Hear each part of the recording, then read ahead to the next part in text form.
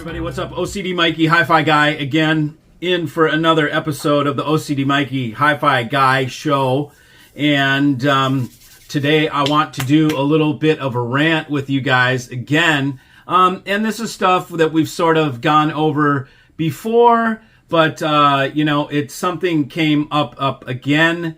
And, I just thought I would share with you guys a little bit, and gals, a little bit more of my thoughts, because, a lot of times when these videos come up, it's because something triggers me into, man, I got to talk about that because something comes up. And this most recent one was just another reminder about the shall we call it, the legacy audio media, which is the magazines, for hi-fi, and how, what a joke they have become. God bless them for whatever advertising and for trying their best at keeping keeping a dying media form on life support. Hey man, everybody's trying to make a living, but you know what? My job here is to give you guys insight into this whole deal, so you have, and gals, I keep saying guys, you know what I mean, you use guys over there, okay, everybody. And here's what I get, okay, from there's two of the top magazines that are in this industry, and this is one of them, okay.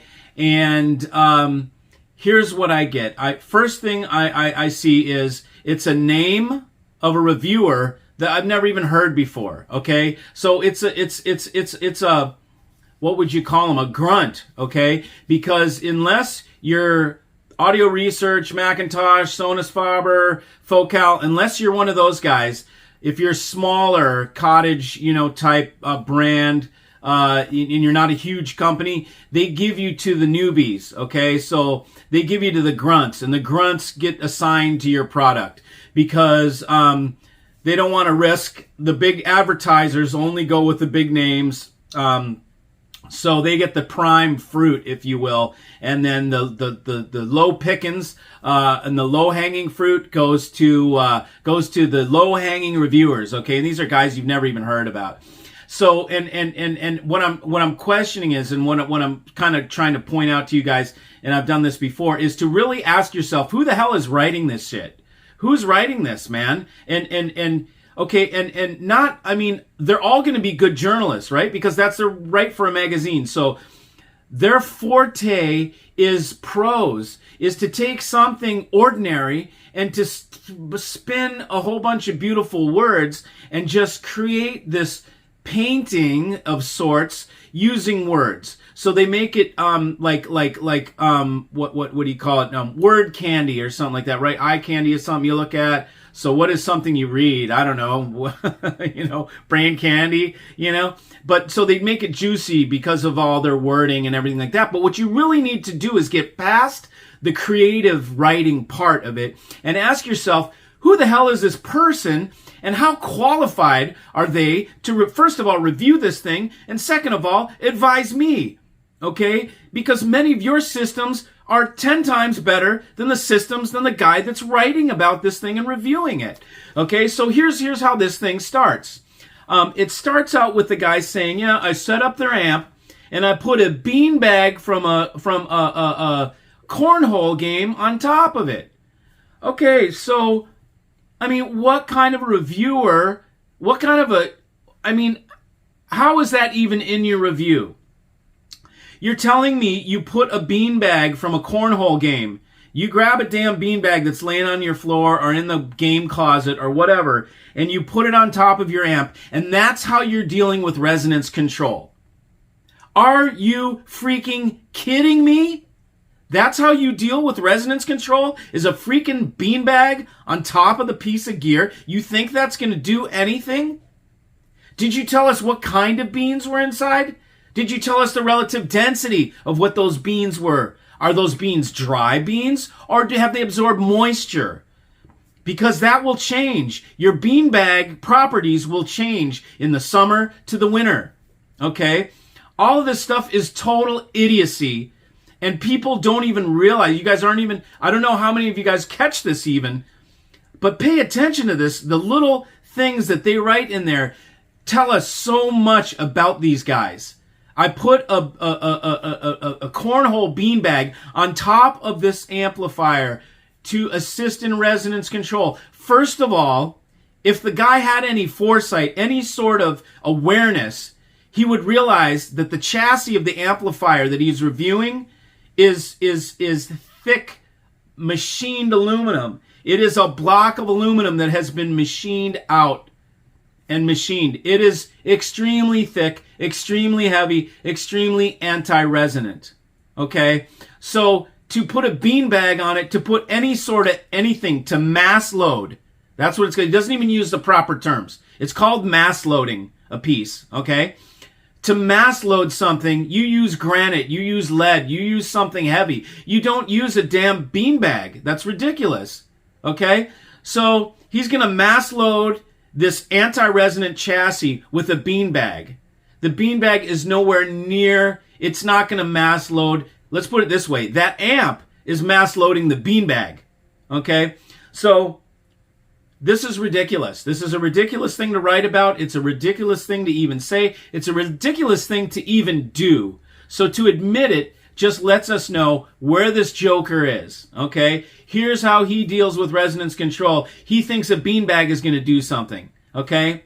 I mean, at least tell us what brand beanbag, what type of beans. Are they synthetic beans or are they natural beans? Are they kidney beans or are they black-eyed peas? You know, what the hell are they? Okay, so this is ridiculous to even say this. I'm sure you have my point by now. Then he proceeds to say he replaced the power cord with an Audio Quest entry level. I think it was 75, max 150. I think for some reason 75 is sticking in my head. So a cheap-ass Audio Quest, okay? And he says, totally changed the amp into something worthy of an audio, I almost said what the name of it was. Worthy of a review by this, our illustrious magazine, okay? By the Beanbag Dude, okay?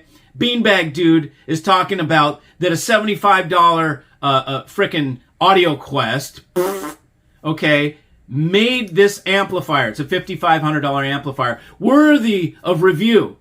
What a ridiculous, again, statement. What a kick in the balls to the manufacturer, and what a blatant plug for one of their advertisers, Audio Quest. They're big advertisers, and that's what makes them sell. They advertise like crazy. And so he's sucking the teat of Audio Quest and giving a big old handy, blowy, whatever to the factory, to the company, because that company gives that magazine money for advertising. That is using the product. He's using a great product to springboard a cheap-ass, oversold product right in the middle of the review. It's absolutely embarrassing and obnoxious to plug another brand. I mean, how cheap and seedy is that to use a review that you're talking about and blatantly plug a cable company? That is so beyond reproach, I can't even believe it. You should never mention cables and any of that shit. I mean, you can say it in the end, in the log, what cables you used with it and everything like that, but to say that the cable made the frickin' amp, that is an absolutely retarded assessment.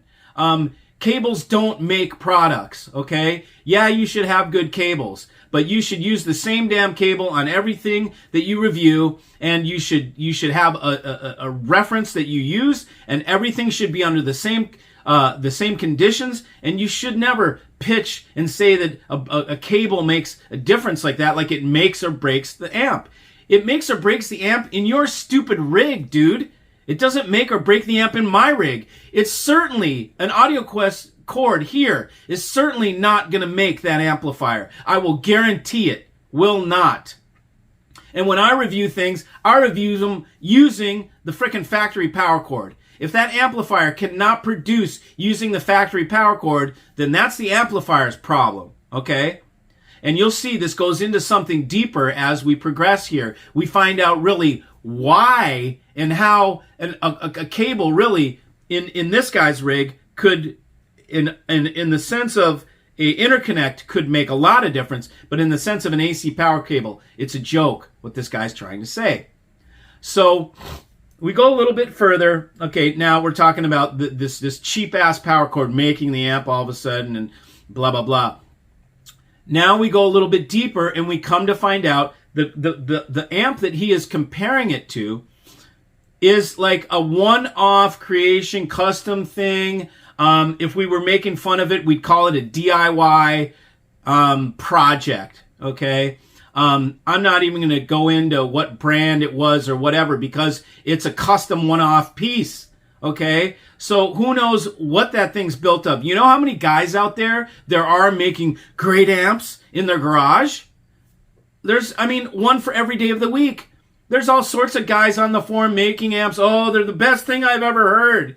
And it's like, and it's like some dude in his garage making something. Now look, God bless the guys that are doing that. That's fine, okay? But you can't take that thing serious and use it in a review. How are you going to do that? This is what we are relying on. We are relying on the magazines to bring us good content. And what are they giving us? A frickin' bozo with a grunt DIY put together system that puts beanbags on top of his shit for resonance control, talking to us about amplifiers. Dude, you're not qualified. I'm 10 times more qualified than your ass to talk about an amplifier. Now, I can't write the way you can. So it comes to question, who are these jokers in the magazine? They're writers. They're there because they can do pretty writing, okay? They're not there because they know anything about hi-fi, okay? These guys are writers. Okay, if they happen to know a little bit about hi-fi, that's a bonus, okay? But you people need to keep your eyes and mind and awareness on who the hell is writing these things in these damn magazines, because most of them don't know their head from a hole in the ground, okay? And so we go a little further. It gets better, guys. It gets better. Yes, and I know. I'm giving you a rant. You guys love my rants? I've chilled out on them, but I'm giving you one right now. Okay? Because I'm pissed at this shit. This is what I get fed up of the industry. This is the resentment I have towards the industry. I'm airing it right now with you guys. Join me. Join me in raising your vibrational awareness. Join me in raising your awareness about hi-fi right now. The magazines are cooked. They don't mean anything. They're stupid. They're guys that can throw prose and write about stuff that put beanbags that review with DIY amps, okay? And that it gets better. We find out later the guy has an old house that doesn't even have a ground on the house. There's no grounding in the guy's wiring in the walls. He's using 2-prong outlets. He's probably got the bus turn-in fuses that for the house wiring. Do you know how noisy that is? Do you know what kind of potential there is for ground loops with that? It's a complete mess. It's a complete mess. So he goes to talk about the RCA has some noise on it, and so I use the XLRs. And it's like, dude, of course the RCA had noise on it. You're using a single-ended piece that really needs to have a ground, okay? And you've got no ground. What's he using? Cheater plugs, ground lift plugs. Totally janky way to hook up your rig. I moved into my house, okay? The house that I have was built in 1954, and it had 2-prong wiring. What was the first thing I did when I moved in this house? I took every piece of sheetrock out of this mofo, and I rewired the whole damn house. Why? For hi-fi. Because I said, I can't have my gear plugged into a house wiring that doesn't have a ground. Are you kidding me? There's no way I can do that. Take every frickin' wall out of this house. I want it stripped down to the bare studs, and I want it rewired with 10-gauge Romex with the ground. I want new ground rods. Ground this thing properly, wire this house properly for hi-fi. That was the only reason I did it. Okay? So to think that we're relying on the magazines with these jokers, and how he brushed it over was, well, yeah, I have vintage wiring, he called it. And I suppose there's probably other people in the audience that also have vintage wiring as well. Well, I highly doubt it, bro. Okay? I highly doubt there's a lot of people that have vintage wiring. Okay, there may be some people that want to preserve the history of their home and not tear into the walls because it's stucco and it's cool old stuff and they don't want to change it. Fine. But you can't expect us to take you serious on noise issues with gear. Really? The magazine publisher? You ought to be ashamed of yourself for putting this guy on a product. How desperate are you for writers? Really? That seems a little desperate to me. You know, I mean, this guy has a DIY amp. He's got no grounding on his house wiring, and he's putting beanbags on top of stuff. And this is your expert that you got reviewing the amp? Are you kidding me? My God, it's a joke. It's an absolute joke. I feel bad for the publishers. I feel bad for the magazines because they are headed to the morgue. This shit is over with, man. They are so beheld to the advertisers, and we have woken up and are waking up to that. I'm helping to make you guys aware. Listen to who, pay attention to who is talking to you about hi-fi. Even us, okay, even me. Ask yourself, who the hell am I talking to you about hi-fi? What the hell do I know? You better question me, and you better be looking at me with and scrutinizing me and checking my background to make sure I know what the hell I'm talking about. Google search me, Mike Powell, Virastar. Look at my patents and connector design. Look at my history. Look how long I've been doing this. How long I've been on the inside as a manufacturer exhibiting. Look that stuff up because that's what gives you value. Are you going to buy gear? I'm asking you to buy gear from me. So are other people that are out there. Look at their background. What the hell is their background? Are they a teacher that teaches in the 3rd grade elementary that is trying to sell you an amplifier that they built or that they say is great? Look at the background of the people that are bringing you the products and ask yourself, what kind of experience do these people really have? Because I'm showing you something with the magazines, which are like supposed to be the highest level of trust. You're supposed to trust the magazines before anybody, right?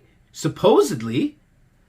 And look at their guys. Their guys put beanbags on, use DIY amps, and don't have grounding in their house, and they're preaching it and talking to you like they know, like they're the authority. Ooh, because they work for the magazine, so they got this arrogance and bravado. Because they work for a magazine and they talk like it, and it's you listen to this guy talk and you're like, what a bozo. Like, this guy doesn't even realize he just kicked his own self in the balls by telling us he puts beanbags on the gear. Like, dude, you just completely in the first sentence completely told me where you are at this. You don't get it, dude. You are clueless, okay?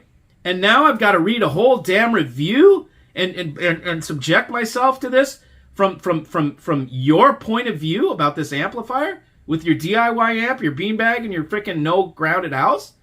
Jesus. Unbelievable. Unbelievable. This is what you guys have to deal with.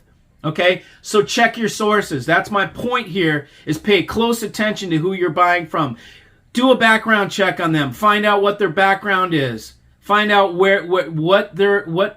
check them, man. Check me. Do a background check on me. I'm not anybody special. I'm just like every other jackass. Okay? Talking on YouTube. Frickin' check me out, man. Make sure I'm legit. The equivalent in social media to the magazine, the online equivalent, is a beautiful video. Beautiful music, intro, thing, video, all this stuff, all this fluff. Okay? That is the same as prose in the magazine, writing all pretty. If I make you a video that's all beautiful, you're going to fall under my ether. Now I can start telling you things, and you're just not going to realize, you're not going to have even asked yourself, who is this guy with the wickedly beautiful videos? Like, okay, so he's got great videos. Does this mean he knows shit about hi-fi? I don't know. He's got kick-ass videos. You should do that with me. My videos suck. I mean, they're just like me on a phone. For the whole 3 years, it's been me on my damn cell phone, okay? Because I'm trying to strip away the fluff and be the all-content guy, okay? Like, it's about the message that I bring you. My message should be valuable, not my fluff, okay? The magazines are fluff, and they write beautifully. I could never write the way the magazine guys write. I don't want to. I'm not that it's a make-believe fantasy world for them. And they love to hear themselves talk. I'm not that dude. You know? I'm like this, right?